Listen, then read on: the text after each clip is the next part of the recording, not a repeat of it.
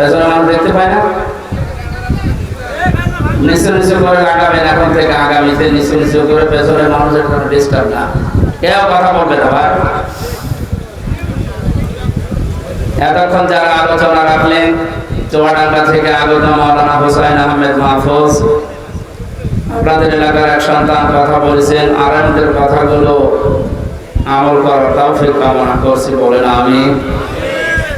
বগুড়া নাটোর এলাকায় আসলে কোরআনের মহব্বতে যে মানুষগুলো এগিয়ে আসে, আমার বিশ্ববিদ্যালয় কুষ্টিয়া শ্রদ্ধাভাজন বড় ভাই, আপনাদের পাশের জেলা নাটোরের সন্তান আলহাজ মাওলানা বজলুর রশিদ মিয়া সাহেবের ছোট জামাতা মাওলানা আব্দুল বারী রশিদি ভাই, তার হায়াতে তাজ্জেবা সিহাতে কলিয়া কামনা করছি।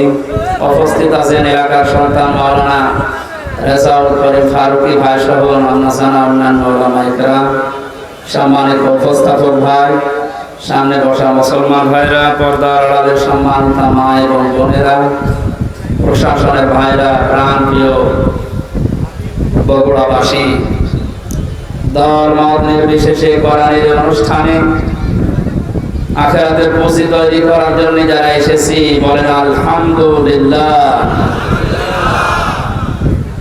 বিশ্বনবী জানিয়েছে, কোরআনে কারিমের জন্য যে সময়টুকু মানুষ দুনিয়ায় ব্যয় করবে, মরণের পরে ওই সময়ের ওই সম্পদের হিসাব আল্লাহ নেবেন না।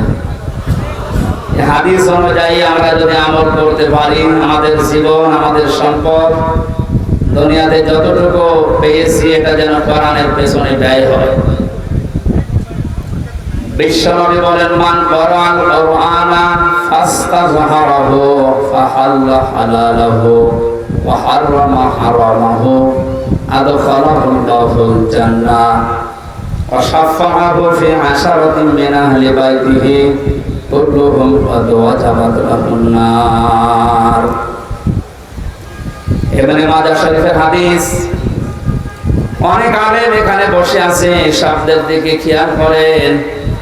আল্লাহ পাক বলেন, বিশ্বনবী মুহাম্মদ রাসূলুল্লাহ আমাদেরকে জানিয়েছেন, এটা মান ক্বারাআল কুরআনা, যে ব্যক্তি আল্লাহর এই কোরআন পড়ে।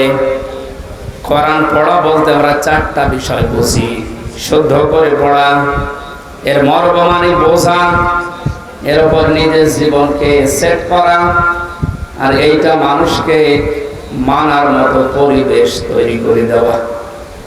কোরআন পড়া বলতে কয়টা বিষয় পেলাম? আপনি এবার মিলান তো, আপনি আসলে কোরআন পড়েন কিনা। মাহফিলের সভাপতি, প্রধান অতিথি সহ যারা এসেছি, যদি জিজ্ঞাসা করেন কোরআন পড়েন, এক বাক্যে আমরা বলবো, হ্যাঁ আমরা কোরআন পড়ি। করা শব্দটার ব্যাখ্যা, নবীজি বলেন, পড়া কোরআনে তিনটা শব্দ আল্লাহ দিয়েছেন, কোরআন পড়ো। এ ব্যাপারে কয়টা? এটা ক্লাস চলছে, এখন জবাব দেবেন ছাত্রের মতো। এটা স্কুল এবং কলেজ না। এখানে যারা আছেন অন্তত শিক্ষিত মানুষগুলো ছাত্রের মতো জবাব দেবে। তারা আর রতালা তালাওয়া, তিনটা শব্দ আছে কোরআন পড়ার ব্যাপারে। তিনটার ব্যাখ্যা হচ্ছে, কেউ যদি কোনো বিষয় পড়তে চায়, সে যেন শুদ্ধ করে পড়ে। কি করে? অশুদ্ধ পড়লে অর্থ পাল্টিয়ে যাবে। এখানে অনেক মানুষ এমন বসে আছে, নামাজে দাঁড়ালে পড়ে ইযা জাআ নাসরুল্লাহি ওয়াল ফাত। হয়েছে? এখানে সোয়াদ আছে, নাসর মানে সাহায্য, আর নুন সিন র নাসর মানে ঈগল পাখি।